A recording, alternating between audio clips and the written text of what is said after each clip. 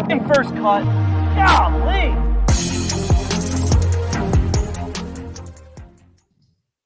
Welcome to the First Cut Podcast. I'm Rick Gehman, and this is your recap episode for this week's Bermuda Championship and some golf played across the pond. We got a couple of very likable winners this week. Another pair of likable gentlemen joining to break it all down. Greg DuCharme is here. Hello, Greg. What's going on, boys?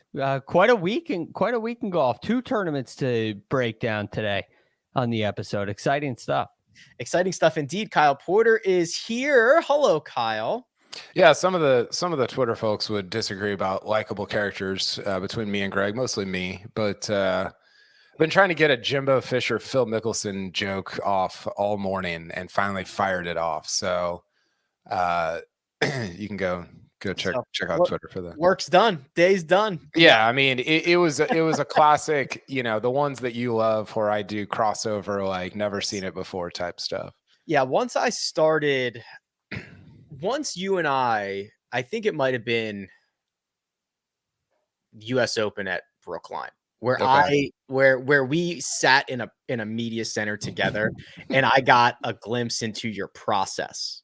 I have not viewed golf nor Twitter the same since. And I now spend my life trying to connect golf things to pop culture or other sports or other whatever it might be, because I feel like that's the Kyle Porter tweet generator. It is. It's. I'm sorry for that. First of all, it's because you get lost in it, right? You'll come up with something good every once in a while, but you're mostly just wandering around in this abyss of just nonsense, and that's what my brain is like. So I'm sorry for that. The Jimbo Phil thing was like, okay, 2 guys that took 9 figures off of some oil tycoons for mediocre performances. So I felt good about that. That's pretty accurate. The best ones are the ones that I don't even get. Right? Like there's like, I'm like, I know all of these words. The order I'm not sure about. The context is way over my head. I'm either something history related or there are some that I truly do not get.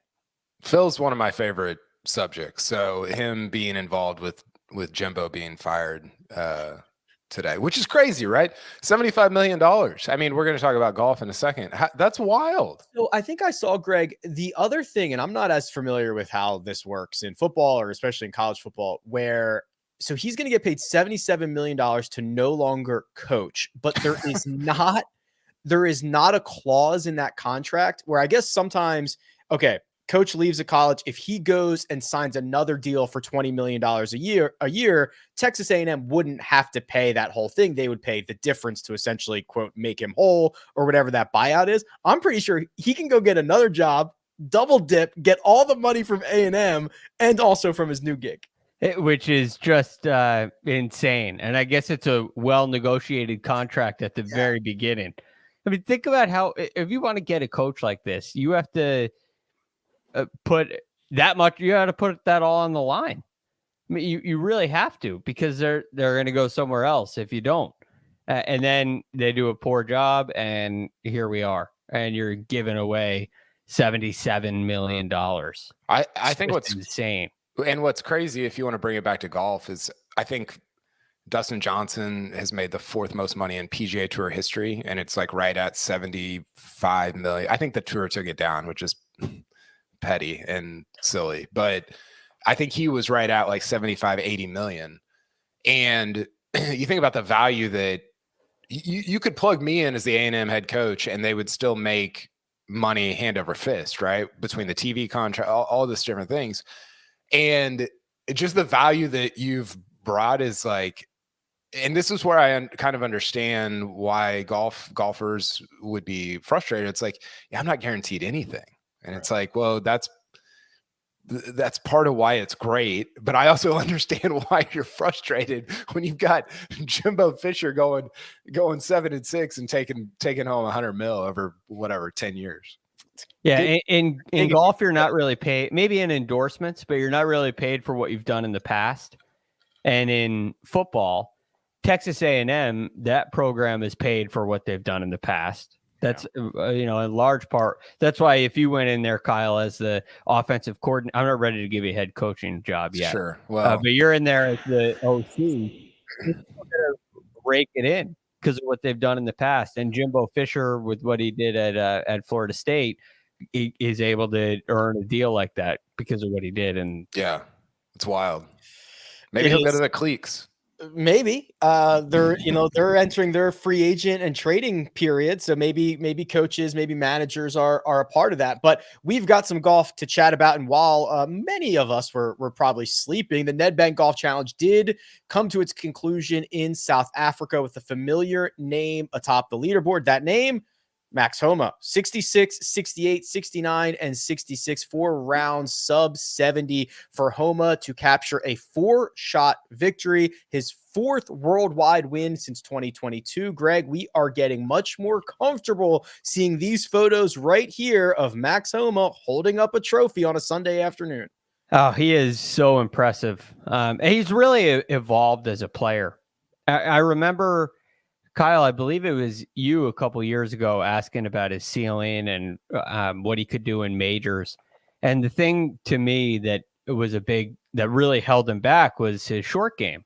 I didn't think it was really up to par, but now it is. And now this week, he had a great driving week and he was very good with the flat stick, of course.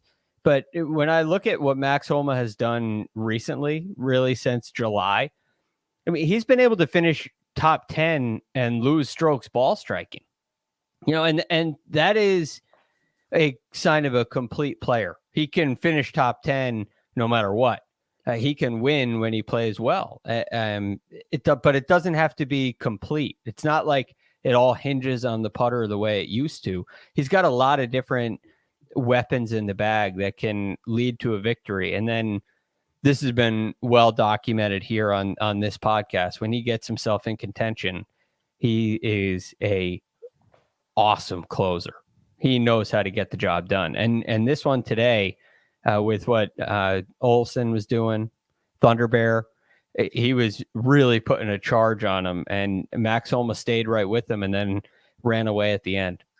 Since mid-July, the Scottish Open, Max Homa's played 7 events. He has not finished worse than T12 in any of those. Bunch of top 10s, obviously, in the mix. Played well at the Ryder Cup. That's not even included in those 7 starts. KP, another win for Homa. And, to put this into perspective, the Nedbank Golf Challenge field, in terms of strength of field from the OWGR, was better than that in Bermuda. Like, he went overseas and captured another one. Yeah, it's a good win. I think a couple of things stick out. One is the run that he's been on. Do you feel like it's been kind of quiet, Rick? Yeah, there's just been a lot of attention on everybody else, right? And this is the first win of his since Torrey. So it's not like he was piling up a bunch of victories in the short term, but he's played really phenomenal golf all summer long. Yeah, he's been playing like you would expect a top 10 player to play. And I think the two things that stick out are, one, you mentioned it earlier. I think you said since start of 2022. I went back start of 2021. The only 4 guys with more worldwide wins than Max Homa since January 1, 2021 are Rahm, Hovland, who both have 8. You got Rory and Cam Smith, who both have 7. I'm counting Cam's live victories because those are, if you want to argue about field strength, you could argue those live fields are better than equal to a Nedbank Challenge. So we'll throw those in there. And then Max Homa and Scotty Scheffler both have 6. So that's the sort of company that he's keeping, which is, it's a weird juxtaposition. We talk about this with Patrick Cantlay all the time, where the major success hasn't been there, but Max Homa is a winner. I mean, Greg, you mentioned it. He's entered the final round since 2019. So like when he got his first PGA Tour win at Quail Hollow, he's entered the final round of an event inside the top 3 only 9 times, which is, that's a good number, but it's not a crazy number. He's not really in contention like every single week, but he's closed out 6 of those. So he's got a 66% closing percentage out, like just from being in the top 3 going into the final round of an event. And those are two things that, is he a great major champion yet? No, he hasn't really competed, but he is a winner. And we've seen that at the Ryder Cup. We've seen it over and over again worldwide at these different events. The major championship record, Greg, at least in 2023, this might be part of the reason why Homa's year was kind of quiet. T43 at the Masters, T55 at the PGA Championship. He missed the cut at LACC, and he finished 10th. T10 at the Open Championship, which is now currently his best finish at a major. This has been a similar refrain for Max last 2 years. Awesome winner, and like we're seeing in the chat right now, do it in a major championship. Yeah, he's starting to get to that point where it's expected now. And I think, like Kyle, you mentioned this run being quiet. Part of the reason it's quiet is it's not a surprise. Right. Part of it is he's not really right there in contention. He's not, I wouldn't say any of these events he should have won.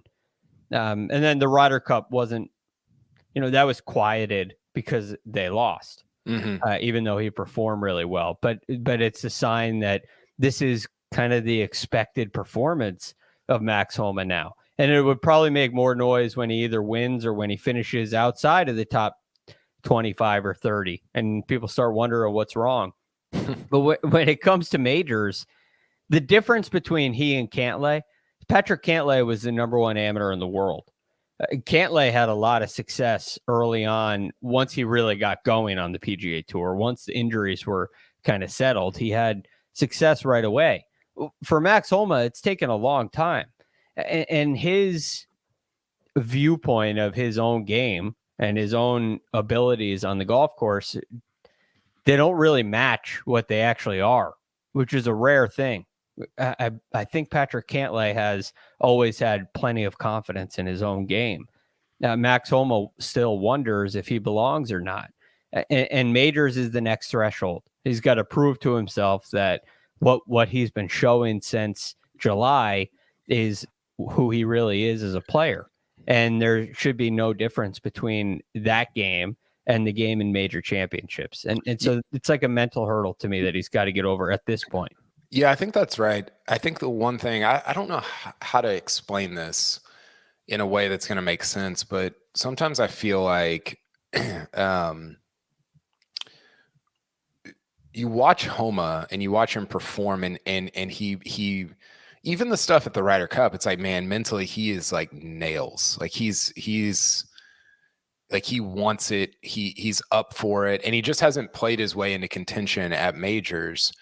And then you watch Cantlay, not to I don't know that we need to compare the two, but you watch Cantlay and this is maybe unfair to him, but sometimes it just feels like he's just such a good ball striker that he's kind of just there at the end of some of these events. Like I think Patrick Cantlay is objectively better at golf than Max Homa.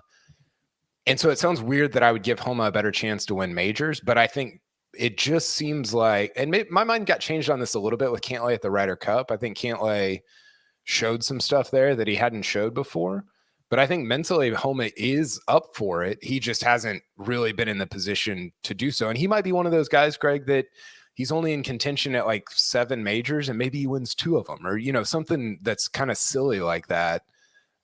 Just because of the way it breaks. Well, I mean, would you be shocked if he had Padraig Harrington kind of 2-year stretch? If next year at 24 and 25, he won 3 majors, would you be shocked? I'd be surprised. I think there would be a lot of luck involved with that. I think Padraig won those at a time where Tiger dipped and there wasn't the top level that there is right now. Obviously, the players were very good, but it wasn't like Rahm, Rory, Scheffler good, So I think I would be surprised only in the sense that would be, to me, there would have to be some luck involved with him doing that. Patrick Cantlay's played twice as many major championship rounds as Max Homa has. Max Homa is a small loser in majors, 0.09 to the negative, a tenth of a stroke to the negative. Patrick Cantlay gaining 1.2 strokes per round in major championships. So a very significant gap. That's interesting. That surprises me. Yeah. I mean, Homa, especially like he missed the cut in was 7 of his first 8 majors. Yeah, I guess I shouldn't say that surprised me because he was bad early, right? Yeah. So And since hasn't been 2020, yeah, it's really not that much closer. Yeah, I mean Cantlay's just lapping him here. He's been racking up some top 15s. It's a bunch of top 15s. Yeah. No, they're not yellow squares, so they don't jump off the wiki page. Where are the yellow squares? I need some color on this page. Yeah, we need like a pink square for top 20s or something. I thought they would do that at some point. They have not. Quickly, and we're going to move on here. Justin Thomas was also on the first page of the leaderboard. He finished solo 4th, which was a 72, 66, 72, 66, which is an absolute microcosm, KP, of Justin Thomas's season. But is this positive signs going into 2024? Yeah, I think it's positive because he's not missing cuts, and that sounds ridiculous to say about somebody that I think is kind of generationally good, but it was so bad in 2023. I mean, you look at the majors. I think that JT's somebody where it's like, okay, people expect him just to flip the switch. And I don't know that that's how this is going to go. I think it's going to be a 6, 8, 10, 12 month process. And I think he's committed to that, obviously. But I think it's going to be a while before he's doing what Max Homa is doing right now consistently. Quickly, Greg, anything on Justin Thomas, and we'll take a break and talk Bermuda. I think he's back. Ooh.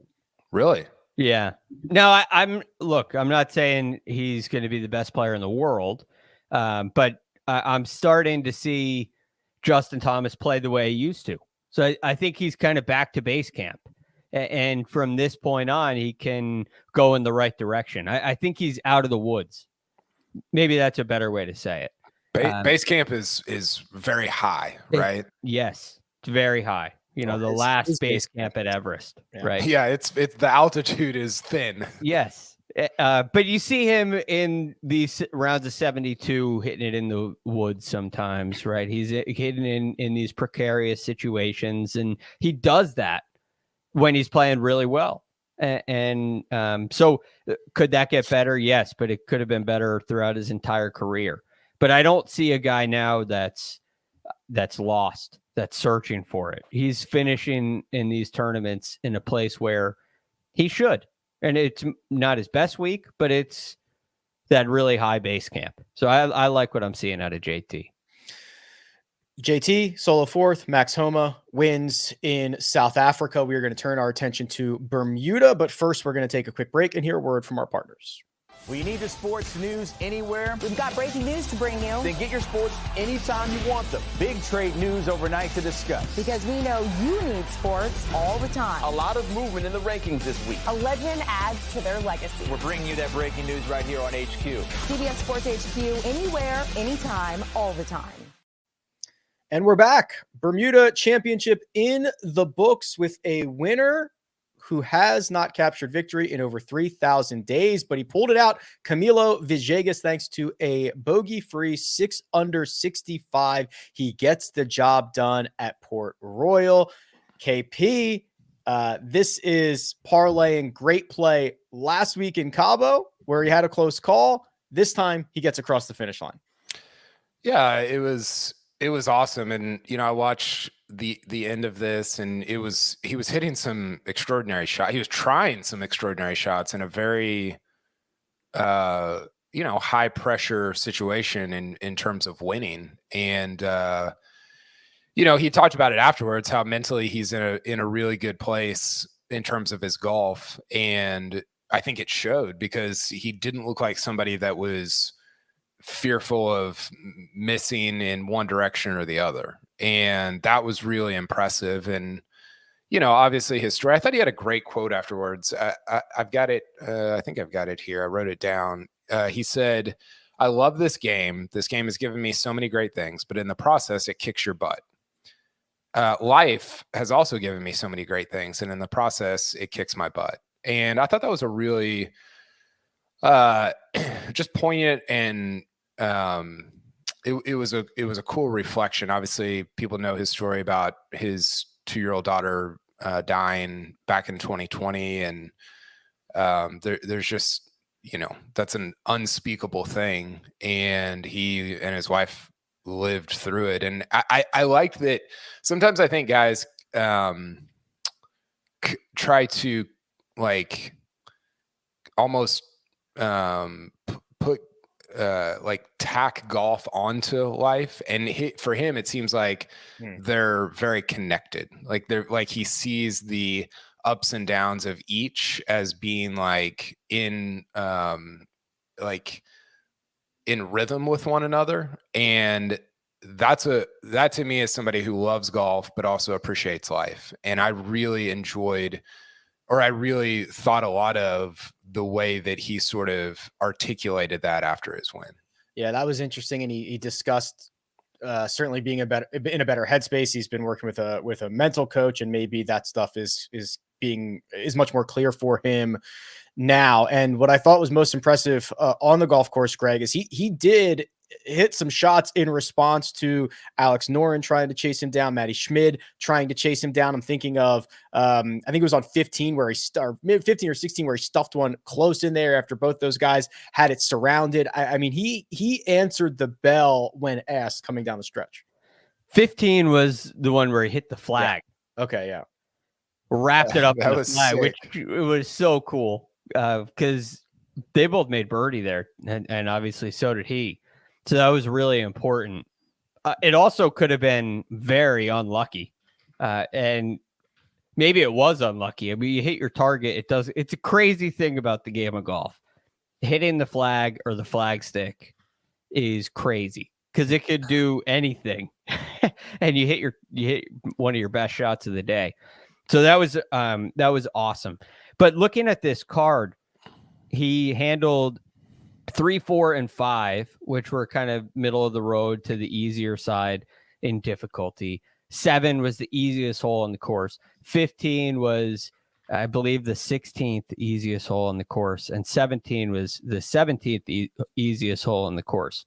So he didn't make any mistakes, and he took advantage of the holes he needed to take advantage of, and that ended up being enough to win. But the way he avoided the mistakes was, one, he was really solid off the tee.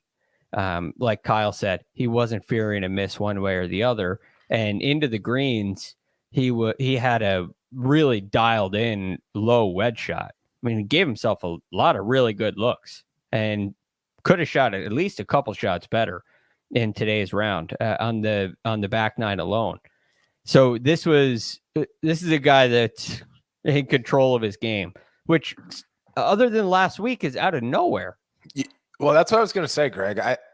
I'd like for you to expand on this because you probably have more insight on it, but it seems crazy that at this stage, how old is he? How old is Camilo? He is 41.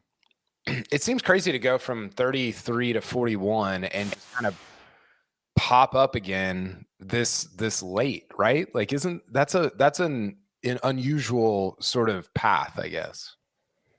We had I feel like a couple of years ago we had a few 9-year droughts broken. Maybe Charles Howell III, Ches Reavie. Shea Rivet.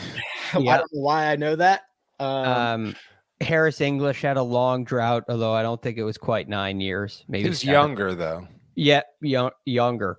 But that 33 to 39, that used to be where all the Ryder Cup guys were. They were all that age. Yeah. But it's kind of shifted. And in Camilo's, when he first got out on tour to now, it's really shifted to the young guys taking the reins. He's one of them, where he had an amazing career early on in the 20s, in his 20s, and then all of a sudden things slow down.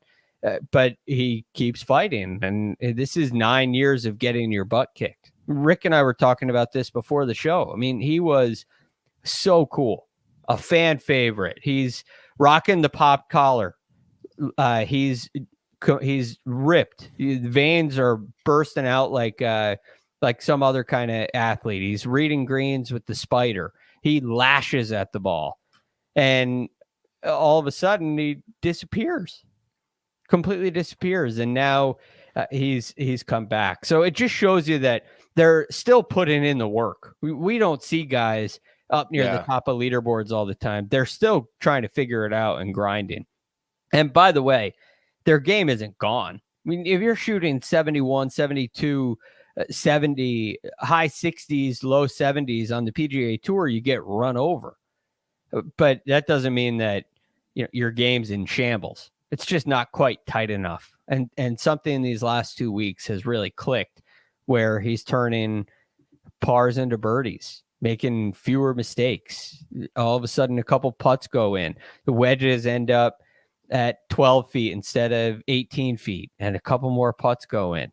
It's gotten tight in the right direction, and he's been really good under the heat too, which is a sign of that mental work.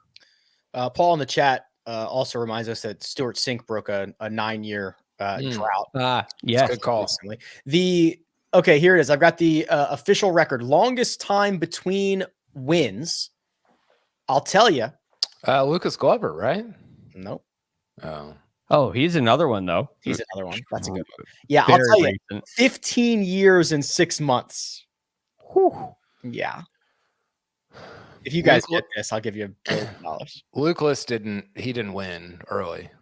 No. He just won for the first time last year, right? He won Torrey, and then he won Torrey 2 years ago, I think. Was it in the last 20 years? The second win was in the last 20 years, just inside. The second win was. So the first one was 35 years ago. Oh, I have no shot. Yeah. This is just not going to happen. Robert Gamez won the Sony. He won 1990 and API. Okay. He won the 1990 Nestle Invitational, which I don't know what the name of that is now. I'll have to look it up. And then he won the 05 Valero Texas Open. Should we just keep guessing? I thought who was it that holed out to win Sony, Greg? Hold out to win at Sony. When? Oh, this was a while ago.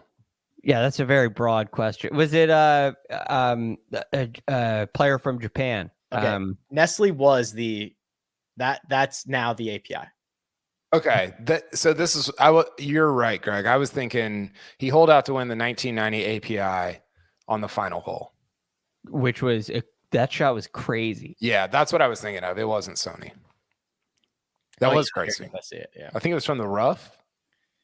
I'm gonna watch. It had a ton of spin on it, with a 5 on it. I'm watching it on YouTube right now. Right. Give us the play-by-play. It zips into the hole. It is from the fairway. So here we go. There's impact. Big divot. He doesn't seem to particularly enjoy the shot. Lands one hop, two. Oh, it zips left and basically drops in on its third hop. It didn't roll in. It was bounce, left 18 inches and straight down. That's... That ball had some action on it. Yeah, you know who he beat? Greg Norman. Yeah, Greg Norman. Sure. The guy just gets people just chip in against him or hole it. It is unbelievable. The rest of this leaderboard pretty eclectic. We've got Villegas, Colombia, right? Noren from Sweden, Matty Schmid from Germany, Denmark, Germany, Carl Yuan, China, Adam Scott, Australia. We don't get our first American until a tie for 5th in Ryan Moore. KP, I'm gonna kind of connect this a little bit to our next segment, but we'll talk about kind of the rest of the leaderboard here. You get nothing for this, but I except a little hat tip from me. I know your 2 outright selections were the guys who finished 2nd and 3rd, Alex Noren, Matty Schmid, which is so sick. I need the what's the horse racing thing where you can do the exact or the box, a box. Yeah, a box. I needed that. Noren, I thought it was interesting. Michael Kim, who's obviously very active on Twitter, had a thing about, I don't know if you guys saw this, and this is not breaking news, but he said that Alex Noren is by far the hardest worker on the tour. Did you see this? Yeah, I did. Did you see I who didn't he see said that. is okay? Let's see if Rick can guess who he said is second. So he said it's Lucas Alex Wonder. Noren. No, it's Alex Noren first. Somebody else second. I think he said a couple of Koreans, but not all of them third. And then- The Korean players, I thought he said. Yeah. And then Extremely general. and then everybody else was fourth. Is this guy? He's like somebody on tour now. Oh yeah. Oh yes. He's a top 20 player. Oh, really? Yeah. Rory, No, he's also a top 1 player. Scotty. Yes. Really? Wow. Yeah. Tony I Romo. say, Oh, Tony Romo. I forgot about that. yeah. Rory and I Scotty. got the sense he's down in Texas. Yeah, Michael Kim's the Dallas guy, right? I believe so.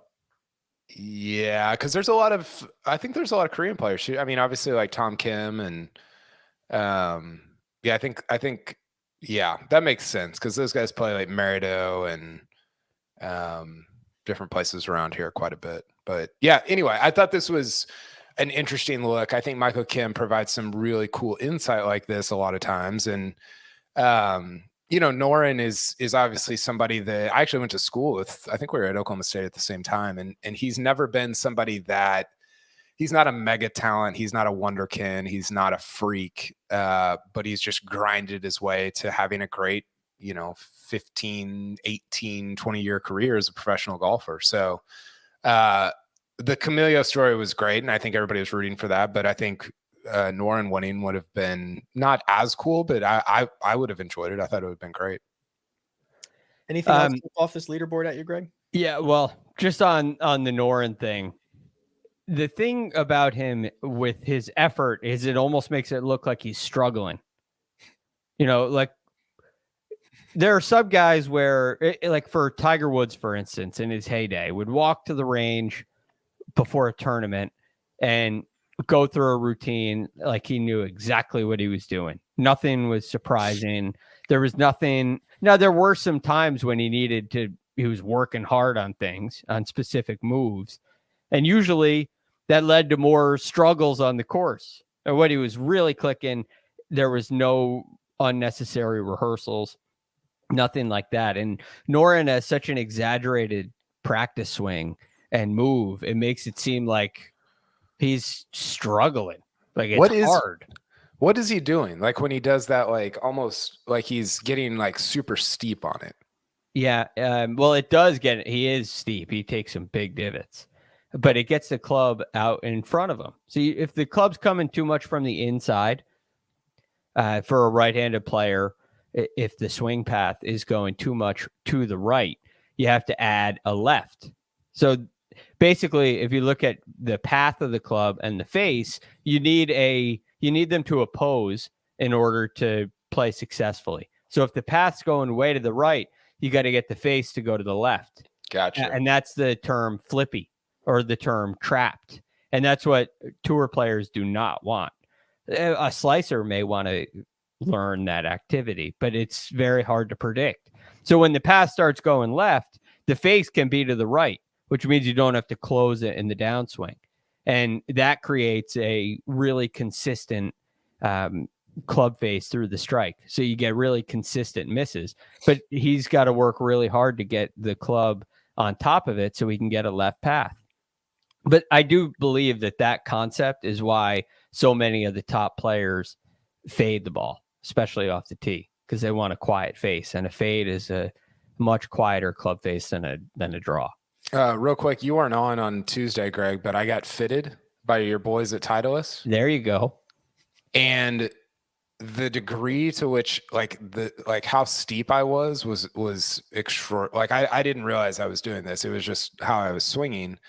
And my club face with driver at impact was almost neutral. Oh, wow. Because of how steep I was. How steep was it? Remember the number? No, I think I want to say like 5 or 6 degrees, 7 degrees. Yeah, that's steep with the driver. Rule of thumb is if you're hitting down on it with a 7-iron, 7 degrees down is fine. Yeah. With a 4-iron, 4 degrees down is fine. as the club gets longer, it should get shallower naturally. But and mine stayed. Yeah, even like my 3, 4, 5 iron stayed really steep, so they had to fit me into. Yeah, it was like such an interesting process, and I've learned obviously so much from you and Mark. But even going through that process, you're like, oh, I don't know anything about golf, like compared to these. Rick and I are over here like, oh, the strokes gained stuff, whatever. So it was an interesting process. That's great. That will help you. I love the idea that they can just fit golf. Like they can take anybody and just be like, okay, well, here are the problems that you have. I'm going to give you something that can. Well, it made me at least mitigate. Yeah, it made me feel like, oh, well, it's been the club's fault the whole time. Yeah, that's it. Real quick, Alex Noren used to have, and I think he still does, and for years he had like there's a stat called left rough tendency, which is how often you hit it into the left rough, and he just like never did it because he's got that like rehearsal where everything goes left to right. He never hits it in the left-hand rough. Right rough's a different story, but he never hits it in the left-hand rough. Interesting. It's a good way to play. Yeah. One-way miss. Okay. We are going to talk about a few more golfers in terms of our best bets and recap how we did. But first, we're going to take a quick break and hear a word from our partners. Wake up to football highlights and news from around the world with the one and only Morning Footy team. Rise and shine, football fans. Welcome to Morning Footy. Start your all-day football craze with Morning Footy, part of the all-new Golazo Network. And we're back. Our best bets, of course, brought to you by FanDuel Sportsbook. Make every moment more. And KP, I alluded to it. You had yourself a great week. A winner with Adam Scott over Lucas Glover. A winner with Luke List inside the top 20. Your two outrights finished second and third. But this is you peppering the board. A lot of good stuff there.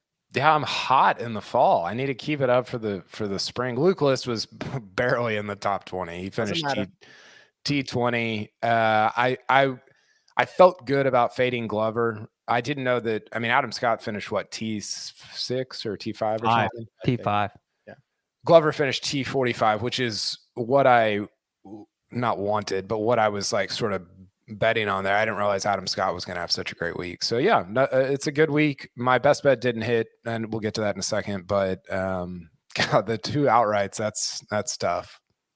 I had Vince Whaley over Brandon Wu. That was correct. Mark got Camilo Villegas top 30 at plus 190. Obviously, Greg, he did a lot better than that. I was not in on Camilo this week. I saw a guy, and we talked about it a little bit, a lot of miscuts, a lot of poor play. Last week looked like an outlier to me. I was wrong. I was wrong too. And we talked about it on Monday. And I'm thrilled, by the way, as I'm wearing my pop collar in honor of Camilo. I did not expect this to be another hot week. Part of it is Cabo is so different than this golf course. Right. I mean, I know that you have a lot of room off the tee in Bermuda as well, but the shots that you need in those conditions are totally different. Yeah. So it's really cool. But I was out on it too. I'm glad Mark was in on it. Our best bets were pretty darn good. 3 out of 4 in green. The only one we got wrong, KP, Nick Dunlap, top 20. What happened to the youngster? He missed the cut. He shot, I think, 68, 71, which was disappointing. But yeah, I mean, look, we're kind of rolling right now as a group, which I love. You love to see this. Yeah, we are. That is a lot of black on the screen. We usually see in the standings a lot of red. So this is nice. We should do this more often. It kind of should be a thing. I think this is overall. So I think what we were looking at before was best bets.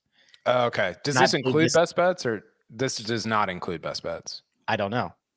Josh will have to tell us. Is this everything? Okay, so this is everything. This is our matchups, our finishing positions, our outrights, and our best bets is what you're looking at right now on the screen. Okay. I mean, look at those win. Don't look at mine, but look, KP 37.5 win percentage. Yeah, me and Rick are dialed. I think it's a function of numbers. I think it's like Rick, the less time I spend on it, the better I do. Seriously, honestly, that's probably true. Like if I just handed a toddler 10 matchups and said like circle one side of these, I like that's got just as much of a chance as like me doing running the numbers and stuff. Because in the spring I'll get like so steep on. I'll be like way in the weeds, and it was just disaster. And this week I was like, I like these guys. They're playing pretty well, and there we are. Here we are. All right. Well, go back. Okay, here we go. Thank you, Josh. I think this is now 3 weeks in a row that Patrick's positivity parlay has cashed. It was Ben Griffin, Taylor Pendrith, Alex Noren to all make the cut. They did. He is rocking and rolling there. Mark, as mentioned, Villegas top 40. I had MJ Duffy to miss the cut, plus 175. No problem there. So 3 out of 4 on the best ball, on the best bets. Really pad the numbers. Looks good. It's great. Anything else, gents? We have an interesting week next week. It's going to be RSM Classic, the final event of the FedEx Cup Fall. Our recording times or our live times are a little bit different. We're going a little bit earlier on Monday for the DFS preview. We're going early on Tuesday. That is because Patrick and I will be at the Win for the Netflix Cup.